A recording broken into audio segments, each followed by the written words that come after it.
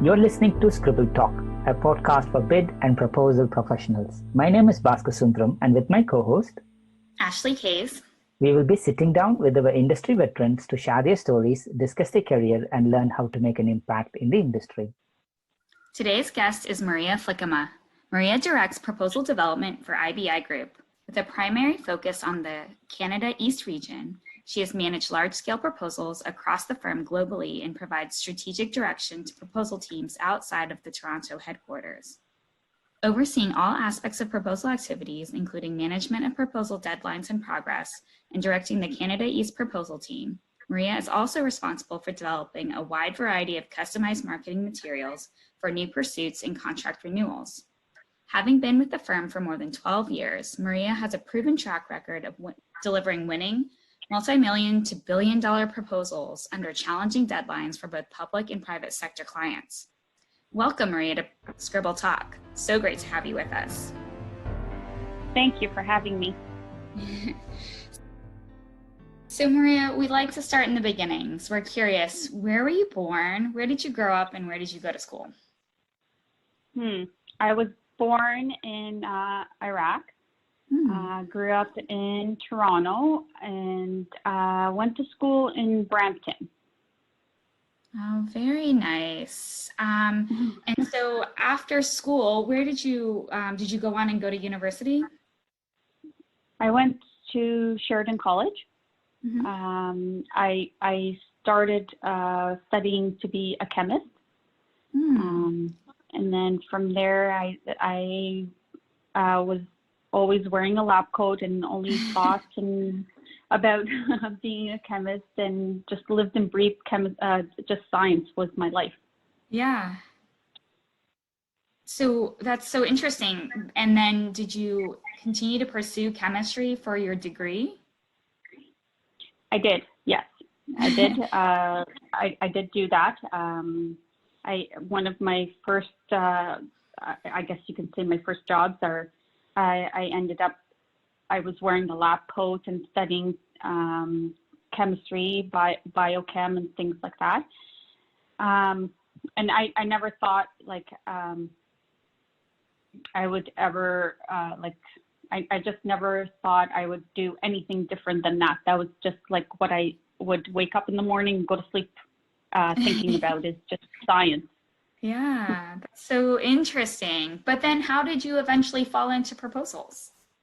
I guess you can say I kind of fell into it. Proposals, I never saw it coming. Like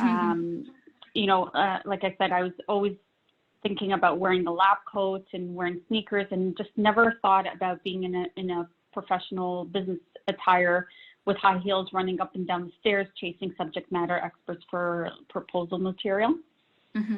When I started, I started as a one-woman show and built this process at my current company from ground up. And I started as me delivering proposals for a large company. I have built the process, the strategies, the policies, the interaction, how the interaction should be with the SMEs. Wow. And I saw that there needed to be like a larger team to be able to execute on the demand coming in. And it started off with just adding just one resource, and now like we are at a point where we are a full-fledged team to execute on demand. Wow. And I execute on like for the proposals on the largest region for a company of 2,700 professionals. So going from just thinking about it now, going from being a chemist to just doing the proposals is a whole totally different world, and I actually enjoy it very much. Oh yeah, absolutely. It's definitely different than chemistry, but it will keep you busy, and it's always changing. That's right. So we were actually introduced to you by your colleague, Arpana. So we're curious, what do you like best about working with Arpana?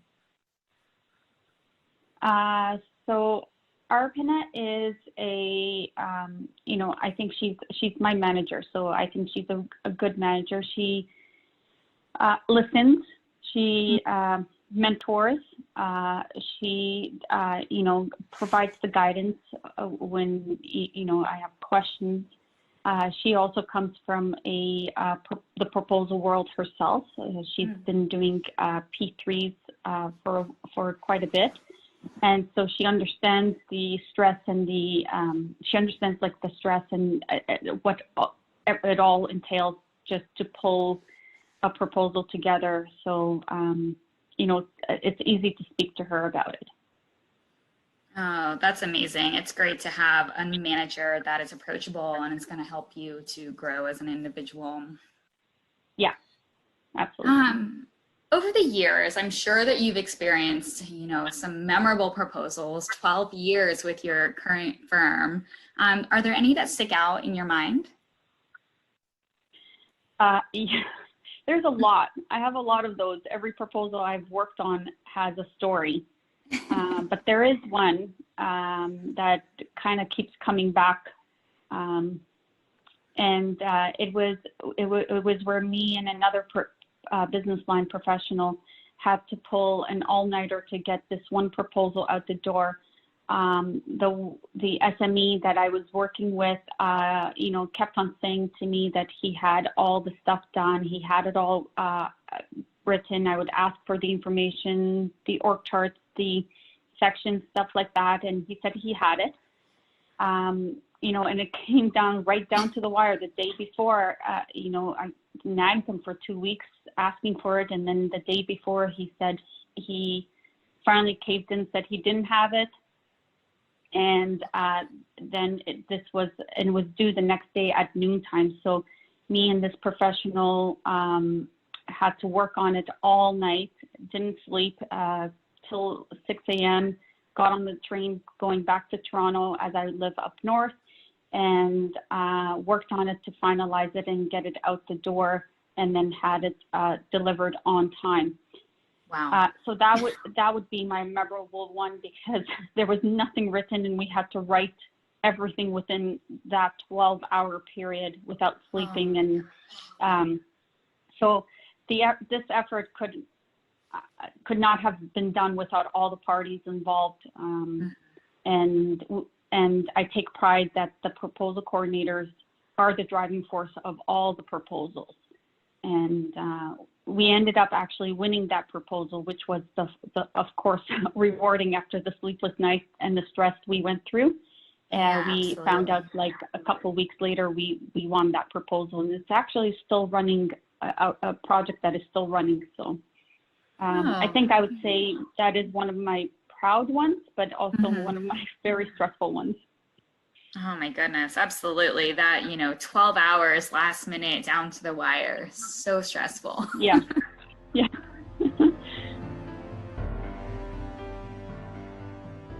So before we dig a little deeper into, APMP and a little bit more into your career, can you tell us 3 things that not many people know about you? 3 things. Let's see. I am very direct, and I do, and I am to the point, and that many people see me at face value. 3 things people who have not met me may not know are my roots were from outside this industry. I grew a sizable team at my current firm from the ground up, and I would say probably I have never missed. Not probably, actually, I know I've never missed a proposal deadline in 13 plus years of working in this industry.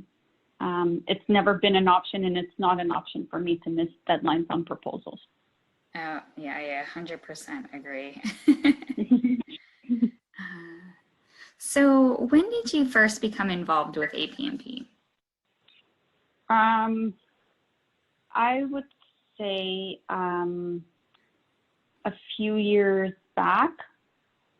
I was very pleased to discover that there's an association directly involved in my line of work. And a couple of years back, I was happy to see this, and I formed connections with others in the industry, which is exactly how I met you guys. That's great. And can you tell us a little bit about the APMP Maple Leaf chapter? Well,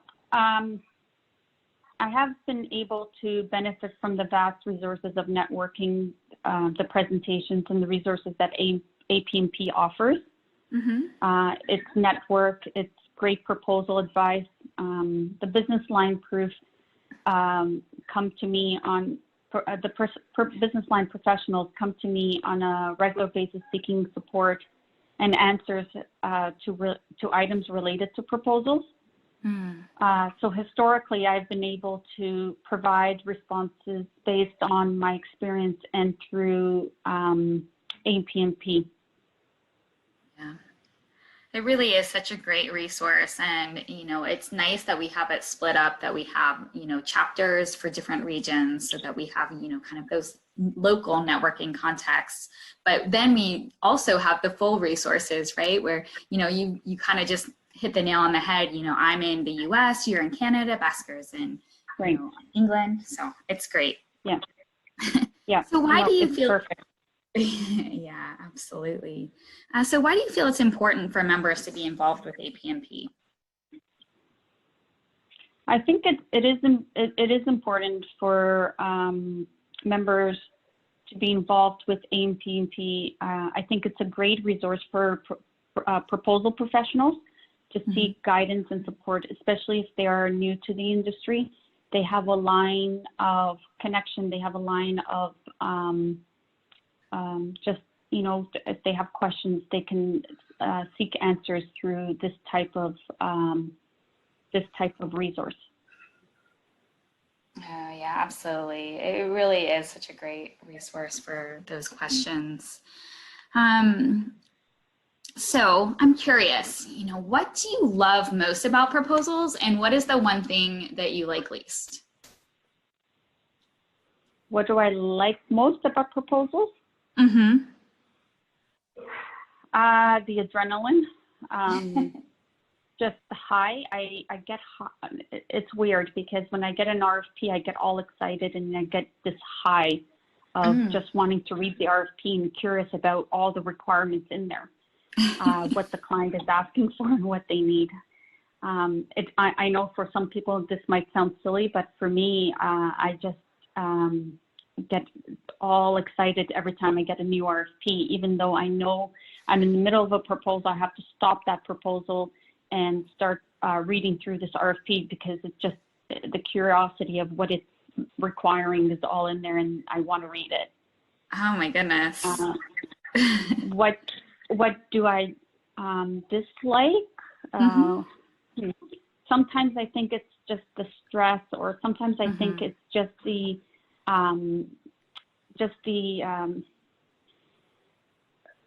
like trying to let the business line professionals know that there's requirements in there that we need to follow, and some go off on their own thinking this is what the client needs, but no, it's like we tell them that it's really, we got to follow the requirements in the RFP. It's not what you think it needs, it's what the client needs, and we need to respond to actually just that. Provide them with the solutions to their problems. And some business line professionals think they always have the solution, and they try to present it in their own way, and it just starts to veer away from what the client is looking for. I think I would say that would be one of my frustrating times with proposals. Is trying to keep professionals on track. I think so many of us can relate to that.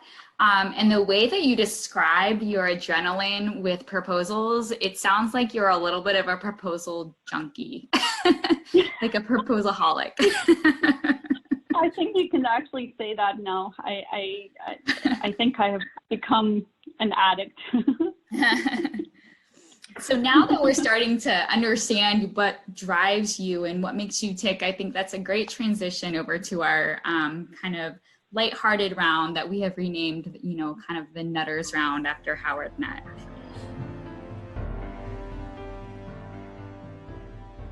Yes, thank you so much, Ashley, for that. And yes, perfect. So I think you kind of nicely escaped when Ashley asked about the three things there, Maria. Talking straight, number two, number three, maybe this is the time to share more about you. About me, okay. Three things not many people know about you. If there is anything that you missed, and also any other hobbies and interests that you have, Maria, you could share as well. Well, I don't know. I'm a kind of a private person, so a lot of people that know me might know some stuff about me, might not. So a few things I would say is shopping is a pastime hobby when I'm not working through the weekends to meet deadlines. So I love shopping. Nice. And my family, and I would say my family. My kids are priority, and I try to spend as much time with them and do the activities they are interested in so I can connect with them. Working in the proposal industry can really tax on your family because you're, at least for me, I'm very committed to getting the proposals done. And so having no time with my family, and then when I'm not working on the proposals, I try to spend as much time with my family as possible. And I would say my husband as well. I couldn't do this line of work without his strong support behind me. So. Oh, that's so beautiful, Maria. So if your life was a song, what would the title be? My life was a song. I don't know. I don't know the title. That's good. I wouldn't know what the title would be, actually. I think even the title, I don't know, sounds good, Maria. I don't know what it would be, actually. That's not... Nothing. What's your favorite song or the song that you most of the time listen to in your playlist? You know what? I actually have a radio that plays at my desk while I'm working on proposals, and this might not even answer your question, but I listen to music, so I have music in the background while I'm focusing on getting these deadlines out. Do I have a specific song? Probably not. I'm a very diverse. I like country music. I like rock. I like, I don't know. I just put it on any station that plays clear music and I listen to it. That's nice. What was the first concert that you ever attended in person? First concert. I would say it was a Christian concert my husband took me to. It was my very first one. Oh, nice. That's good. So what was the last gift you gave someone? The last gift? Goodness me, you're really making me think now. I don't know. I would say I try to do something for somebody every day. So if someone is in need of something, I'm doing something, you know, I'm doing something that they are needing. If they've told me something they like, I would, if I'm in the store, I would see it, I would buy it for them. I wouldn't say the last gift. I'm always trying to do something kind every day. I try to do one kind gesture a day at least. What's the kind gesture that you did maybe yesterday, day before, last week? Anything memorable that comes to your mind? Somebody tells you, oh, thank you, Maria. Well, Saturday I was coming out of a grocery store and I saw these two old couples, and I would say I went over and I just asked if they needed help to put their groceries in their trunk. It's not that they were struggling. I just wanted to be nice. So I would say that was one of my kind gestures for the day. Whenever you go for shopping, what is the 3 things that you always buy? Strawberries. I would say my daughter loves strawberries, so I can't come home without strawberries. That's nice. So what's your favorite food, or your 3 favorite foods? Oh, let's see. Well, in the Middle East, we have a dish called dolma. So that's my favorite food. I like also lasagna. Right. And third favorite food. I would say stir fry. I think I make a mean stir fry. Nice. 3 variants, 3 different types of food. That's brilliant. So what's the most courageous thing that you have ever done in your life?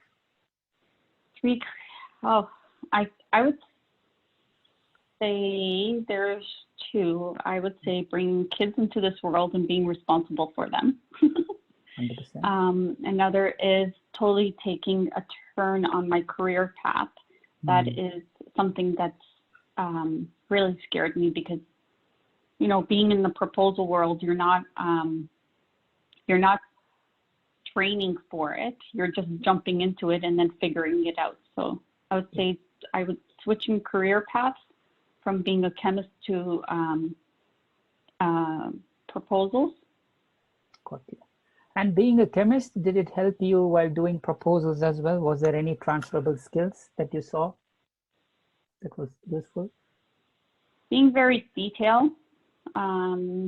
Being a chemist, you got to really know what you're doing, working in the lab, working with chemicals, remembering rules, I guess, in the lab.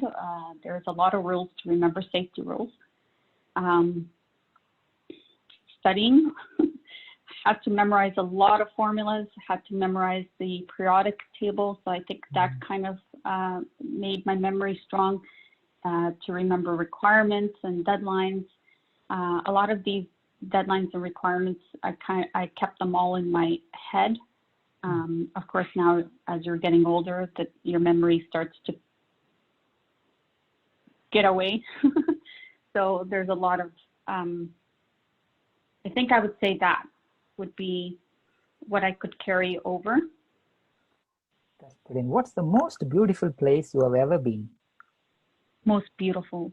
Wow. Okay. I would say going back home to the Middle East when I was very young. I thought it was the most beautiful place I've ever been. Just the structures, the buildings, just the land itself. I thought it was very beautiful. I still have that memory, and I always wish to go back.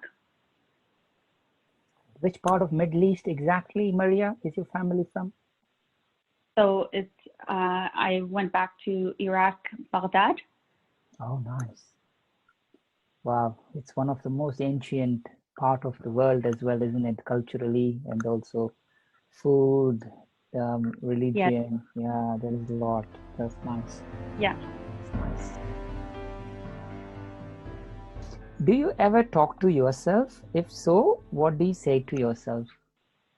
Do I ever talk to myself? I think if I started talking to myself and answering myself, that would be a huge problem. I would say I don't really talk to myself, but I do have a lot of thoughts going through my head when I'm trying to process things or trying to think through a situation. Yep. I always sit and think through situations and tackle them in, I would say, multiple ways, just to see what the pros and cons of it is. And then I would try to take it, spin it in a way where I'm outside, stepping outside of the whole entire situation, seeing it as a different person. I would say that's how I would tackle things. That's brilliant. So what's something you were really stressed about it and it turned out to be no big deal? Oh goodness, I think that's almost everything. I take things very serious. Every proposal I work on has its unique stresses.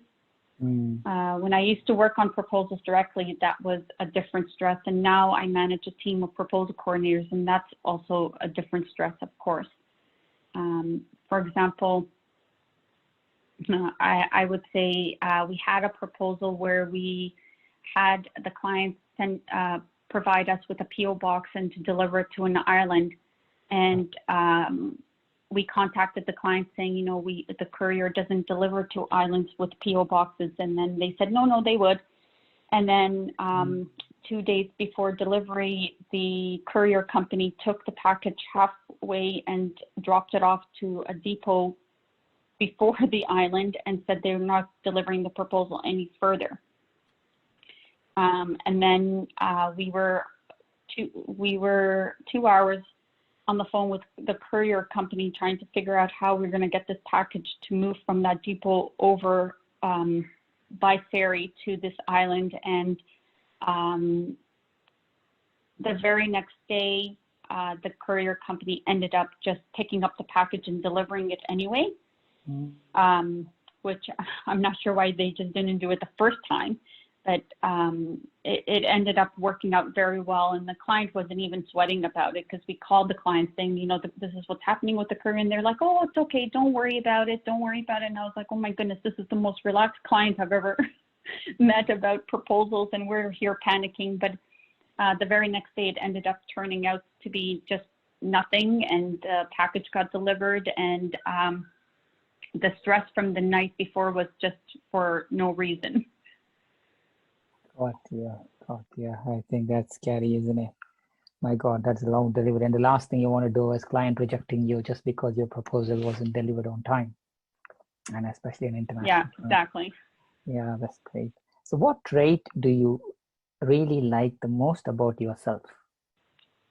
I think that I'm just result driven. I provide leadership to my team. I provide the support they need and guidance. I think I am just having the team look for guidance from me, and I provide them as much leadership as I can. Being there for my team, listening to their needs, supporting them, providing them with material. I try to provide them with material, as much material as possible to make their life easy. Yeah. Being able to respond to any questions they may have or requirements they don't understand, just being there to respond to those. Yeah. Let me think. And then, I know what it feels like to be sitting in the chair of these proposal coordinators and needing the support and the backup and having their back. So I try to support them as much as I can. Sit and talk to them every day about what their workload is like.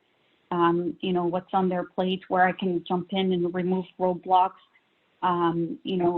Provide them with the support if there is any hiccups on their proposals, if there's a backlog, provide them with someone to jump in and help them carry the work forward if they're backlogged with their deadlines because of other proposals that causing domino effects when a deadline is not met. I would say, it's just things like that. I try to be there. I think the traits I have is just being there as their manager and supporting them as much as I can, providing them with answers to questions, because I remember when I was doing it on my own and I had questions, but I had no one to turn to, and trying to respond to a question and trying to sit there for hours trying to figure it out myself. But I think for the team that I have right now is just giving them as much support and guidance as they need. That's brilliant.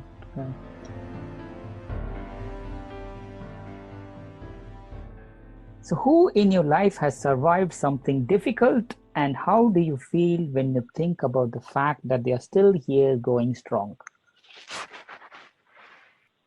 I would say my mom. She's been a strong pillar in my life. I always look up to her. I think she's gone through quite a bit in her personal life, and so just looking at how strong she is now and how she carries herself gives me the motivation through tough times to keep going, as well as just knowing that I want to be strong just like her in whatever life throws at me. That's nice. So what's the most amazing true story you have ever heard? What's the most amazing true story? Mm-hmm. Does this include movies? Anything. Anything. Off the top of my head, oh my goodness. I think just, I think I'm a movie lover, so I think I really do enjoy watching true stories, true events. So I think I can't pinpoint one right now, but any movie that has true events actually really touches me, because I always think about what they went through and what happens in their life to get to where they are. I think the ones that really touch me is when it involves a family, like a mother and a daughter, and I always think about, like, if that was me, I sit there and sob the whole time, throughout the whole entire movie. I'm such a crybaby on those ones. So which movie made you cry recently? Oh goodness, what's the title called? Is it My Sister's Keeper? I think it's called. I watched that movie, I think 2 or 3 times, and I cried every time on it. Right. Okay. So what is of sentimental value to you? That movie was about a mother and a daughter. The daughter had cancer, and she was trying her best to keep her alive, and having her younger daughter give her the bone marrow. She had her younger daughter for the purpose of providing the bone marrow to her older daughter. So for me, it's because my kids are very, very important in my life. It just hits home for me, and I don't think I would be strong in that situation. So if we ask your children for a reference about mommy, what do you think they will tell about you? Oh, I think they would say mommy is silly, funny, but then also can be serious. So I try to be, because my line of work is always serious and stressful. When I come home, I try to be as silly as possible, and they're like, "Mommy, you're so silly." Good. And what's the most silliest thing that you have ever done for your children? Do a TikTok with them. Oh my God. daughter, I don't do TikToks. I don't have TikTok, but my daughter wants to do TikToks with me. So I said, I finally caved in and said, okay, let's do a TikTok. So I did that. Oh, that's so beautiful. Had to practice. Yeah. So had to practice the steps. And by the time I finally figured out, she's like, oh my goodness, Mom, it took you so long to practice the steps. Yes, that's brilliant. That's brilliant. So on a scale of 1 to 10, how strict are you as a parent? I would say from a scale of 1 to 10, I would say I'm an 8. I think. Wow, that's interesting. I'm pretty strict. My husband is the opposite. He's more lenient. He'll cave in right away, whereas I need to know, let's see, you know, if they want to do something, they have to give me, like, you know, tell me where they're going, what they're doing, the pros and the cons, and give me all the information before I can agree on it. I don't know if that's because I've just been in the proposal industry for so long that I've developed a, I guess, a structure of organizing things and then needing it done as well with my kids. I don't know. But I think they would say I'm more strict than my husband. I can imagine. And looking at the periodic table, what's your favorite chemical element? Oxygen. Oxygen. Is there any reason for oxygen? Not really. I think there's a lot of the on the periodic table. That was one thing, as when I was in school studying, I had the periodic table memorized. I had all the numbers, the atomic numbers memorized, right to 3 digits after the decimal, because when you were doing the formulas, you really needed to have all the digits down so you can have a precise number at the end. So I would say I liked every single one of them. There was a lot of gases and elements and liquids and all that kind of stuff, hydrogen. I don't know. I don't have a particular one. That's good. Oxygen is important, of course. If without oxygen, there is no life. That's a good pick. Exactly. That's a good pick. Needed to breathe. Yes, so true. So who are you most thankful for in both your life and career? Who I'm most thankful for? Well, like I said before, I'm thankful for my, I would say in my life, my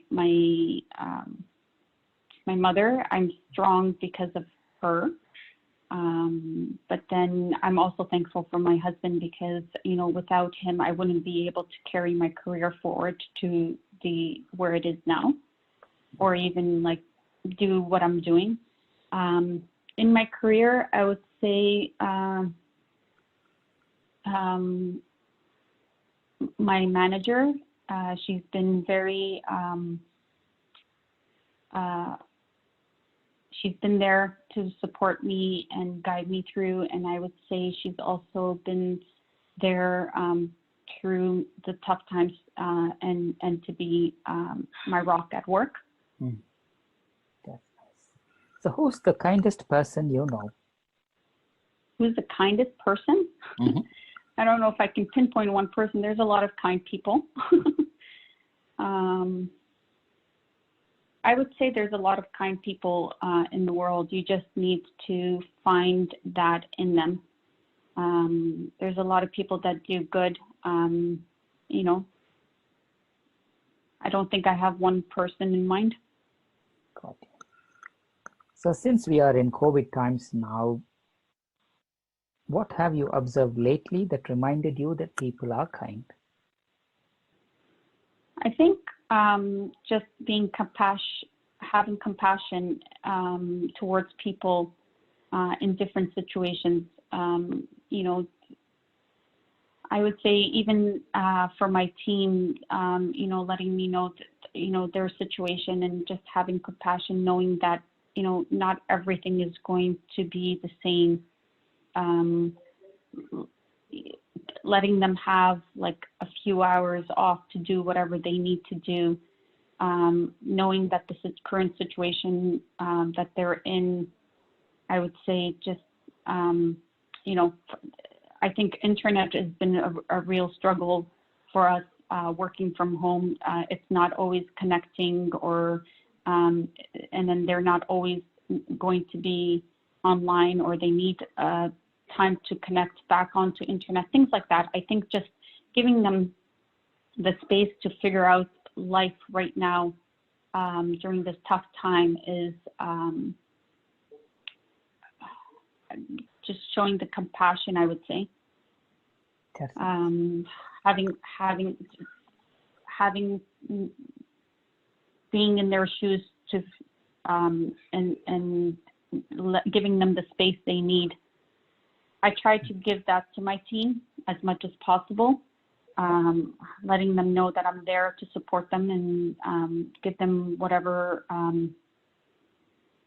help I can provide during this tough time. I think this has been a taxing time to a lot of people, not just to my team, but I oversee my team, so I think for them, at least I can do whatever I can to make it as easy as possible on them. All right, Maria, so we're down to our final questions. It's been really amazing hearing about your career, learning a little bit more about you and kind of what makes you tick, your family.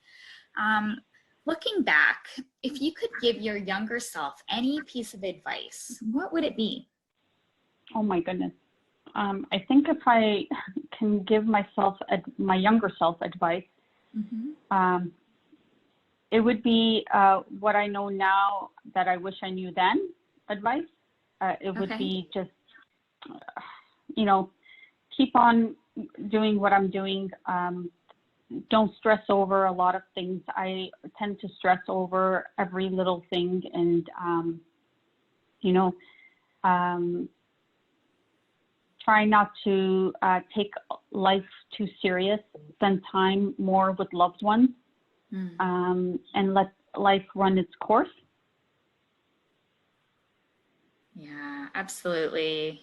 Loved ones are so important, and all the crazy stuff with work just doesn't matter if you're not taking advantage of things within your own life. Yeah, exactly. On a similar vein, do you have any advice for young professionals entering the proposal field? The advice I would give my young professionals, as all of them, the young professionals, my team is a team of young professionals, and I would give them to enjoy working on proposals, even though I know they could be stressful. Enjoy working together, collaborating with each other, as I know they do now. And, proposals are stressful, but they also can be fun to work on, looking at them at a different perspective, like how we're going to win the project and how it's going to feel about the project at the end once it's been awarded. Being part of a bigger, being part of an awarded project, that's an award itself, and knowing that you're going to get to that finish line, and knowing that we're a team, we work together, and that you're not alone. I and the rest of the team is there to support each and every single one of them on each of their hurdles on proposals. That's great advice. You can't get hung up on all of the stresses. You have to look forward to the impact that you're going to make once you submit, right? And being able to drive revenue for the company and make jobs for other people. And that's really, the rewarding part. And hopefully you can enjoy the stage to get there. Yeah. I know one of my proposal coordinators won a big proposal, and she was it was a very large proposal project, and she was just so excited about it. And I think that's the satisfaction I get from my team, is just seeing their face glow when they win a project. And none of that can happen without them. Yeah. I think proposal coordinators are the drivers on proposals, managing them, organizing them, and keeping the professional business line professionals in line, letting them know when things need to come in and where's their sections, where's this, where's that. I think that is a huge part of their work. It is just digging for information and looking, going after professionals for information, that's satisfying at the end for them, and to see their faces glow and the excitement. We celebrate every proposal at the end that has been awarded at the end, and try to do some sort of celebration with them. That's great. Yeah.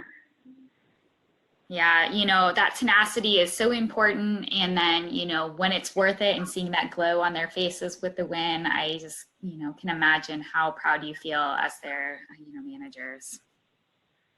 Yeah, so it's funny because it's like they just, how do I describe it? It's almost like giving birth to a project, and it's like all the pains and all the late nights and the stresses are all gone when you know you've won a project.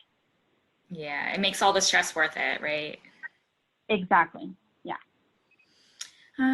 So my final question for you, Maria, is what's one thing you're looking forward to in the future?